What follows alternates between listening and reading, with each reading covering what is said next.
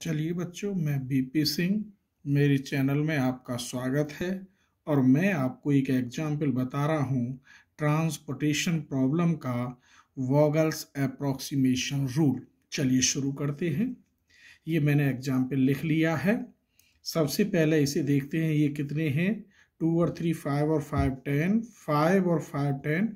जब ये और ये दोनों बराबर होते तो इसे बैलेंस्ड कहते हैं। क्या कहते हैं? अगर ये बैलेंस नहीं होता तो हम बैलेंस करते। आइए सबसे पहले हम इसमें क्या रूल अपनाते हैं वोगल्स में, कि रो में मिनिमम एलिमेंट देखते हैं। दो दो मिनिमम कौन कौन से हैं? 3 और 4, और इनका डिफरेंस कितना है? 1। यहाँ लिखते हैं। इनमें दो मिनिमम कौन कौन से हैं? 2 और 1, इनका डिफरेंस भी 1। इनमें दो मिनिमम कितने हैं? 3 और 4, इनका डिफरेंस भी 1। अब यूं देखते हैं दोस्तों, इनमें दो मिनिमम कौन से हैं? 2 और 3, इनका डिफरेंस 1।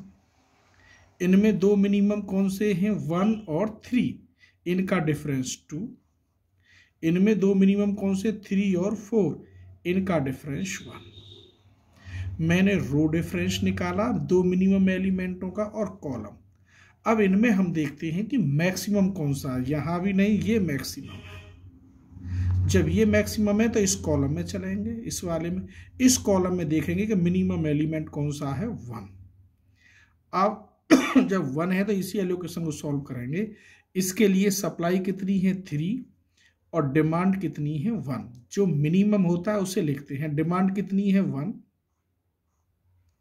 ये कट गया, लेकिन यहाँ कितना बचा? इसे माइनस कर देते हैं। जो यहाँ डिमांड होती है उसको यहाँ माइनस कर देते हैं। इसका मतलब डिमांड हमारी अब 0 रही, तो इसको पूरी को हम काट देते हैं। अब हमारे पास यहाँ डिमांड थी नहीं। फिर दोबारा वही रूल अपनाते हैं। इनमें दो एलिमेंट यही बचे, इनका डिफरेंस क्या है? 3। इनमें दो ही बचे ये एलिमेंट, इनका डिफरेंस क्या है? 1। इनमें दो बचे 3 और 6, इनका डिफरेंस क्या है? 3। इधर देखिए, इनमें मिनिमम का डिफरेंस 1 है। इसमें लेंगे ही नहीं, ये तो कॉलम है तो क्रॉस कर देंगे। इनमें 3 और 4 है, इनका डिफरेंस 1। हमने क्या देखा अब कि मैक्सिमम एलिमेंट, तो ये मैक्सिमम है और ये कोई सा ले सकते, जैसे मैं ये ले रहा हूं, आप इसे भी ले सकते हैं। इसके सामने ये वाली रो है, ये तो कट गया। इन दोनों में हम क्या देखेंगे? मिनिमम क्या है? 4 है, जिसकी सप्लाई 2 है और डिमांड 5 है। तो जो छोटे वाला वो लिखा जाता है मिनिमम 2।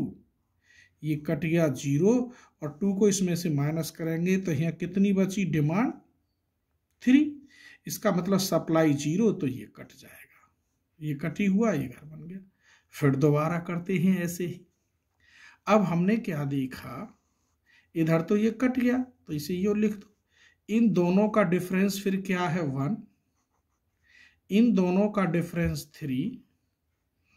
इधर देखो, इन दोनों का डिफरेंस 1, इन दोनों का डिफरेंस 3। यहां भी 3 है, यहां भी 3 है, कोई सा ले सकते हैं। जैसे मैं इसको ले रहा हूं, इस कॉलम को। अब इसमें क्या मिनिमम देखेंगे? 3 है, तो इस 3 को करेंगे तो इसके लिए सप्लाई कितनी है? 2, और डिमांड कितनी है? 3। तो यहाँ कितना आएगा? मिनिमम वाला आता है 2। ये कट गया 0, और यहाँ 1 बचा। क्या बचा? 1। जब सप्लाई इसकी खत्म हो गई तो ये खत्म हो गई। फिर आगे बढ़ते हैं ऐसे ही। अब हमने क्या देखा कि बस ये बचा, इसका डिफरेंस है यहाँ 3, इधर कोई है नहीं।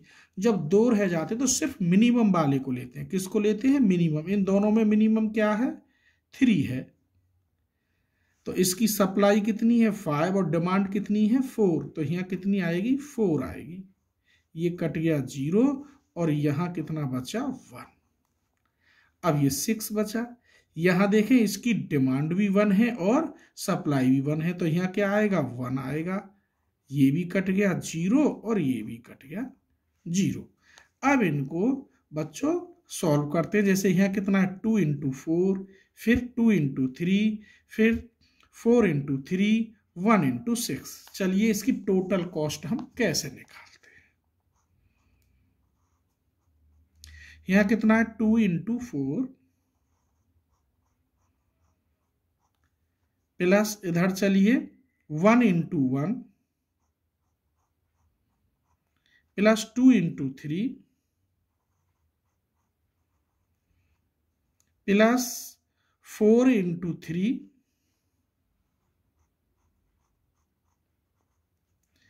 Plus 1 into 6। सॉल्व करो। 8 प्लस 1 प्लस 6 प्लस 12 प्लस 6, ये कितने हो गए?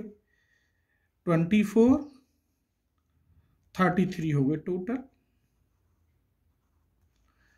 तो मेरे बच्चों, अगर ये एग्जाम्पल आपको अच्छा लगा हो, अर्थात मेरी वीडियो पसंद आई हो, तो आप और बच्चों में शेयर करना, सबको मिल जाए, और लाइक करना और सब्सक्राइब करना ना भूलना, क्योंकि अगली वीडियो फिर आपको मिल जाएगी तुरंत।